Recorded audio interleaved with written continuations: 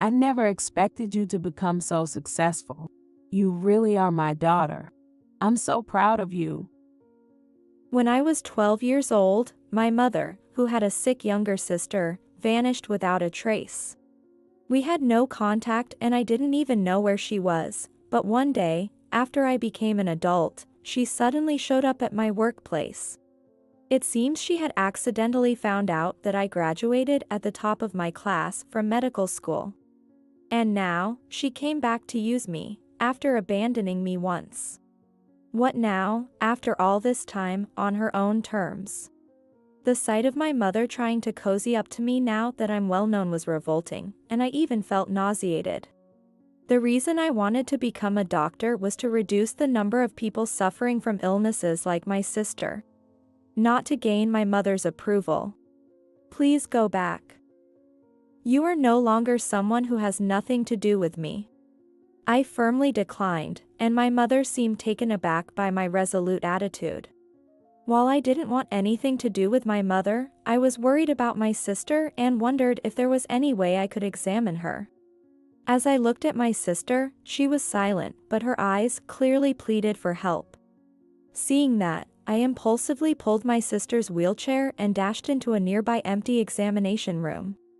Wow, Rachel, it's been so hard. As soon as we entered the examination room, my sister burst into tears as if cutting loose. I was speechless at the story of the last 14 years she shared. I decided I wouldn't let our mother have her way anymore. What I did next was...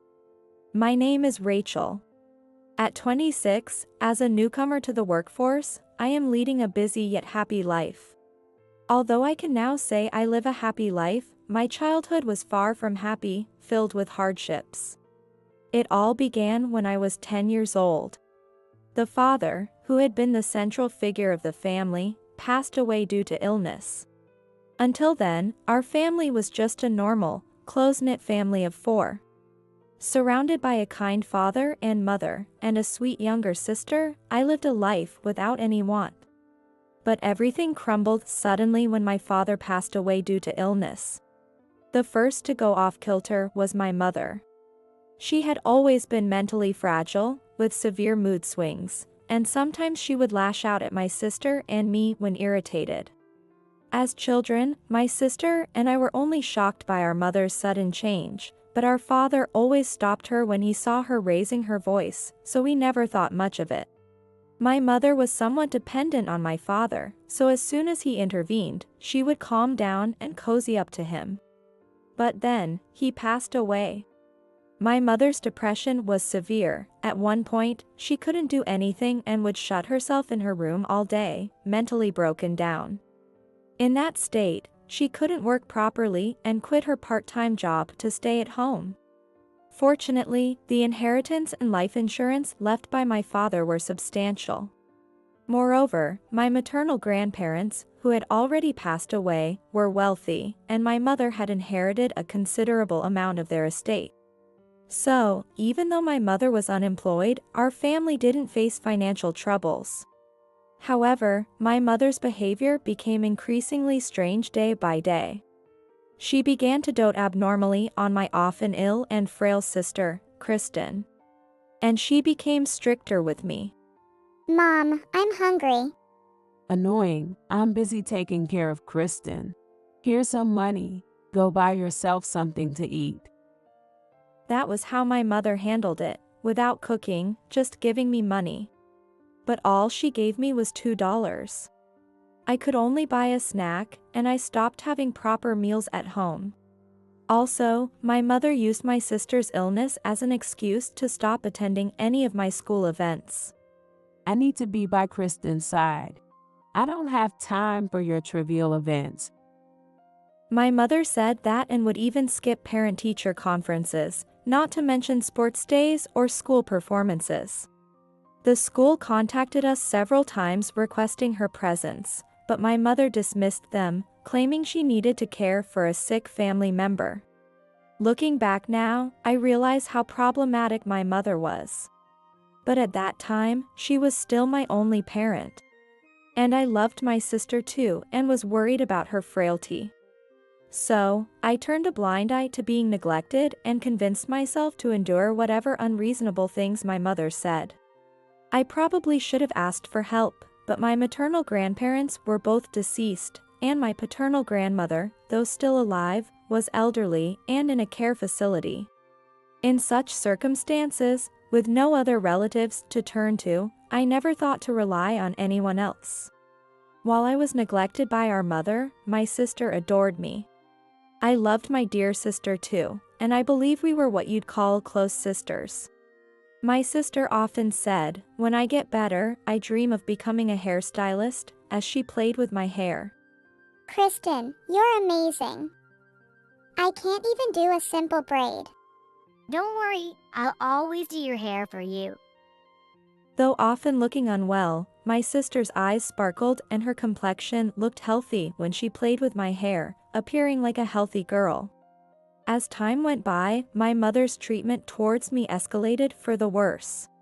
Previously, she just neglected me, but then she started to verbally abuse me. You really are an attractive child. Why don't you try to be more like Kristen? I don't need a daughter who isn't cute. Kristen is all I need. Such words from our mother, denying my existence, hurt me at first, but gradually I got used to them and began to feel worthless. Moreover, I was often kept away from my beloved sister. Kristen doesn't have much strength, so don't tire her out. What if she gets sick? Every time my mother caught me in Kristen's room, she'd chase me out. My sister and I wanted to talk but couldn't. Instead, we communicated more with glances, eventually understanding each other's thoughts just by eye contact. When I looked into her eyes feeling relieved she seemed well, she'd make a face that seemed to say, "Thank you," or if she was hungry, I'd sneak her a cookie and she'd be overly delighted. Our secret communication was just between the two of us, strengthening our bond. However, my mother didn't like that we remained close despite her attempts to separate us, and her harassment and verbal abuse got even worse. Perhaps she disliked my curious and independent nature. My mother was the type who needed to feel needed by someone. While my father was alive, she felt fulfilled by devoting herself to him, but after his death, she lost her focus of devotion. To her, my frail sister was the perfect object of her care. In contrast, since I was little, I had been able to manage without relying much on her, and so she was unable to show me affection. Now that I'm an adult, I can analyze this calmly, but back then, I never thought about such things. I just felt lonely, neglected by my mother after losing my father. I kept telling myself that once my sister got better, my mother would start to care for me again. I spent each day desperately convincing myself of this.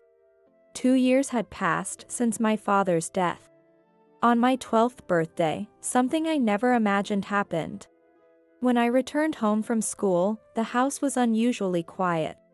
Maybe, just maybe, my mother and sister were planning a surprise for my birthday. Upon arriving home, I briefly thought this might be the case. I decided to secretly find them hiding somewhere in the house to surprise them instead. So, I began to search quietly. However, no matter where I looked, I couldn't find my mother and sister. And upon closer inspection, I noticed that clothes and personal items were missing from their rooms. What on earth could this mean? My excitement quickly turned to panic. I searched the house again, but there was no sign of my mother and sister, and checking the calendar, it wasn't my sister's day for a medical appointment. Panicked, I rushed back to school and told my teacher everything as it was. At first, my teacher listened to my story with a look of shock, but his expression gradually hardened. After I finished telling everything, he contacted Child Protective Services. After explaining the situation and consulting with them, I was taken into temporary custody by Child Protective Services. I couldn't quite grasp the situation of my mother and sister suddenly disappearing, and my mind was in total chaos. One thing became clear: it seemed I had been abandoned by my mother. The realization made me feel like the world had gone dark before my eyes. Was my physically weak sister safe? What was my mother thinking when she left me? Various doubts and anxieties swirled around, and I silently cried in my bed. A few days later, I was called by the director of the Child Protective Services facility. Looking frail from anxiety and lack of sleep, he had sad news for me. Rachel, from today, you'll be living here. Those words confirmed that my mother had abandoned me. I had somewhat prepared myself during the days she hadn't returned, but the sadness still overwhelmed me and couldn't be stopped. Why? Why did you leave me, Mom? I was so sad. I cried loudly and uncontrollably. The director held me in his arms until I stopped crying. Life at the facility was comfortable and without hardships. In some ways, it was even easier since I didn't have to worry about meals like before. However, no matter how much I got used to living there, the loneliness and anxiety never disappeared, and I gradually became mentally exhausted. My interest in various things, which I had before entering the facility, faded, and the dark, quiet nights frightened me so much that I couldn't sleep. The director was very concerned about my increasingly emaciated appearance. He would talk to me and stay by my side to distract me, and even presented quizzes to entertain me. Talking with him was fun and took my mind off things, but when I was alone, I fell into brooding thoughts and spent many sleepless nights. Then one day, a turning point came. The director handed me a piece of paper with a smile. You have a brilliant mind. You can be anything you want to be. You should see and listen to a variety of things. What he handed me were the results of an IQ test I had taken earlier, which he had mentioned was just a quiz. Apparently, my IQ was higher than most people, and I was in the top few percent. Seeing the director more excited and happier than me opened my eyes. Because of being neglected and verbally abused by my mother, I had thought I was worthless. But the director praised me. That alone made me incredibly happy. Later on, I met a couple who wanted to become my foster parents. Wanting to take in someone else's child, I wondered if they were up to something. At first, although I didn't say it out loud, I was wary of them. But after several meetings, my wariness faded. They were genuinely good people and treated me like their real parent would. With gratitude, I eventually began to call them Mom and Dad. Years passed, and by my sophomore year in high school, my foster parents asked if I would become their child, and I joyfully agreed. Thus, we completed the adoption process and officially became a family. My time with my adoptive parents was filled with happiness. However, a few months after we became a family, my adoptive father suddenly fell ill. Fortunately, he was rushed to the hospital and the surgery was successful. But he had to stay in bed for a while, and my adoptive mother often looked worried. Seeing my adoptive parents like this reminded me of when my biological father died from an illness. My father gradually losing his vitality. My mother crying out in sorrow. And my sister, always frail, with a fleeting smile. I wanted to reduce the number of people saddened by illness, even if just by one. With that strong desire, I decided to pursue a career in medicine. I studied hard and was admitted to a prestigious university's medical school. Being naturally good at studying, I was able to enroll as a scholarship student. Becoming a scholarship student was a great relief, as I was worried about financially burdening my adoptive parents. I continued to study diligently at university and graduated as the valedictorian. I then passed the medical licensing exam and started working as a resident at a university hospital. My days were filled with learning and tense situations, as mistakes were not allowed when dealing with patients. Although busy and demanding, I found great fulfillment in my work. One day, while living like that, an astonishing event occurred. While I was working in the back area, a nurse from the reception came over. I thought it was about work, but what she said was completely unexpected. Someone is here to see you. I had no idea who it could be. Perhaps a patient I had treated before had come for a visit. With that guess, I left the back area, and there they were. Rachel, it's been a while. Mom. And Kristen. It was my biological mother and sister, whom I hadn't seen in 14 years. Moreover, my mother was waving at me with joy, and my sister was slumped over in a wheelchair. I was shocked and confused by this sudden encounter. What on earth was going on for her to come see me now of all times? I had a bad feeling about it, and it seemed it wasn't going to be just a brief chat.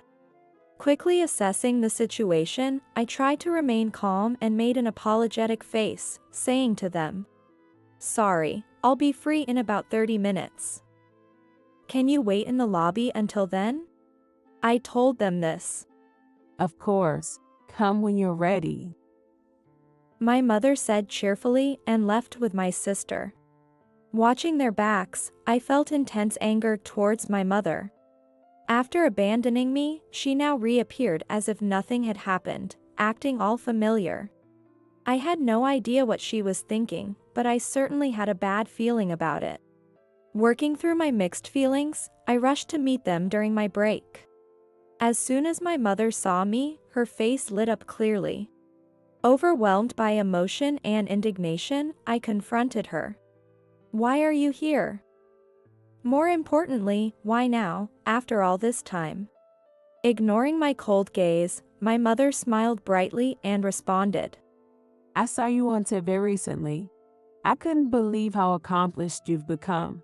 It shocked me so much that I just had to come. Indeed, about a year ago, I had discovered a rare medical case and presented it at a major conference with a renowned doctor.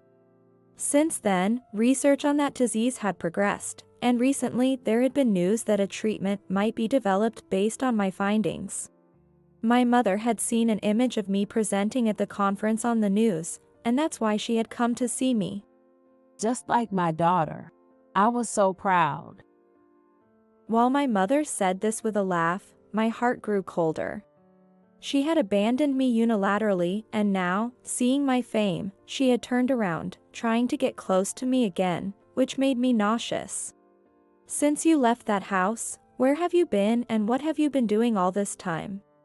I barely managed to hold back from yelling at her in frustration and asked quietly instead. However, my mother ignored my question and said, Actually, I have a favor to ask of you. Despite being annoyed by her usual selfishness, I was more curious about what she could possibly want. Why is Mom coming all the way here? What kind of impossible demand is she going to impose on me this time? I wonder if it's something financial. As I braced myself for her request, it turned out to be unexpectedly simple. It's nothing difficult. If you ever appear on TV or give lectures, I want you to introduce me as your mother. What? What do you mean by that? I was baffled by her unexpected request and frowned. According to her, she had started searching for information about me on the internet after seeing me on TV. She had learned that I graduated as the valedictorian. Believing that someone so intelligent was bound to become famous, she saw an opportunity to position herself as the mother of a famous doctor. That's why she came to see me. I was confused about where such an idea had come from. There were so many things to question in her story, but the word mother particularly struck me. She had neglected and verbally abused me, and ultimately abandoned me, yet now she planned to act as if she had been a mother to me. Suppressing the anger rising within me again, I spoke plainly to her. I have adoptive parents who took me in and gave me all their love. They have been my true parents. You, who barely took care of me and abandoned me, I cannot see you as my mother. Therefore, I must decline your request. I said this firmly, and my mother's complexion changed. Don't be insolent. I gave birth to you. You are legitimately my child. A child should simply listen to his or her mother." Her face, which had been gentle moments ago, contorted into an ugly sneer as she yelled. When I was young, I was frightened by her yelling and had no choice but to obey or apologize, even when it made no sense. But now, I'm an adult. Having received so much love from my adoptive parents, I was no longer afraid of her. I wanted nothing to do with her ever again. With those feelings, I firmly told her off. "You are no longer someone who matters to me, so I don't need to listen to you. I thought we were already estranged. Please, just go home." Faced with my firm stance, my mother seemed taken aback. All I wanted was for her to give up and leave me alone. However, my only concern was my sister. Before my mother could take her away, could I possibly give her a medical examination? Turning to my sister, I saw her making eye contact like when we were children. When I looked into her eyes for the first time in years, it seemed like she was silently pleading for help, and I couldn't resist checking on her physical condition. Almost impulsively, I grabbed her wrist to check her pulse. "What are you doing?" My mother screamed at my sudden action, but I didn't care. The wrist of the sister I hadn't touched in years was unbelievably thin. As I stood shocked by its frailty, my sister spoke in a feeble voice strained with effort. Rachel, I need to talk. I have something to say. Sensing an urgent situation from her condition, I snatched my sister's wheelchair from my mother and rushed into an unused examination room nearby. Slamming the door shut and locking it, I heard my mother pounding and screaming from the outside. "Stop messing around. Give Kristen back." She was banging on the door hard enough to break it, but soon security arrived and seemed to take her away, and the room was enveloped in silence. Wow, Rachel, it's been so hard. My sister broke down in intense sobs. As I held her, tears streamed down my face as well. After she had calmed down from her crying, I listened to her story from the past 14 years. On the day they disappeared, my sister said our mother suddenly told her they were going out. When she mentioned that I wasn't around, our mother had assured her, "Your sister went ahead, she's waiting for us, it's fine." Of course, that was a lie, but my sister, believing her words at the time, followed her. However, the place they ended up was a strange and far distance from our home. And, obviously, I wasn't there. Realizing she had been lied to by our mother, my sister initially cried a lot from anxiety and loneliness. But each time, she was yelled at by our mother, and because it was so frightening, she gradually stopped crying. Spending her days trying not to provoke our mother, years passed. My sister had been frail as a child but seemed to have gradually grown stronger and was able to spend her days more energetically. Mother did not like this. She enjoyed being treated as the devoted mother nursing a sick daughter by those around her. To maintain this status, she first subjected my sister to psychological pressure to ensure compliance. She would say things like, "If you don't listen, mommy will disappear, or then no one will take care of you." Kristen, almost every day. There was a lot of yelling too. Gradually, I felt like I couldn't survive without doing what mom said. I felt increasingly cornered. My sister recounted with a bitter expression. Under such control by our mother, my sister wasn't allowed out of the house, had no contact with anyone, and was kept emaciated by being severely underfed. Furthermore, portraying my sister as sick, our mother did even worse by forcing her to ingest unnecessary amounts of medication to make her ill and call emergency services. At the hospital, she would say, "My daughter is unstable and has overdosed," and to neighbors, she lied, it was an attack of her chronic illness. As this repeated, suspicions arose among the people around her and the hospital, but before the lies were exposed, our mother took my sister and moved to another town like a night escape. My sister explained that for the past few years, she had been caught up in our mother's fabrications, repeated time and again. However, it seemed our mother was no longer satisfied with just being seen as the devoted mother caring for a sick daughter. At that time, she happened to see me on the news.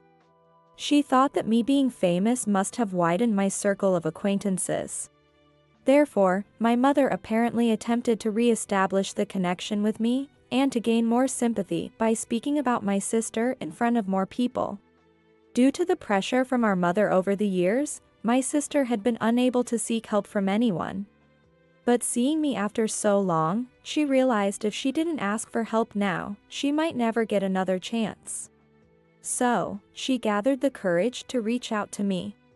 While recounting her fears from those times, she sometimes trembled and eventually finished talking. I embraced her again. Thank you for telling me. From here on out, leave it to me.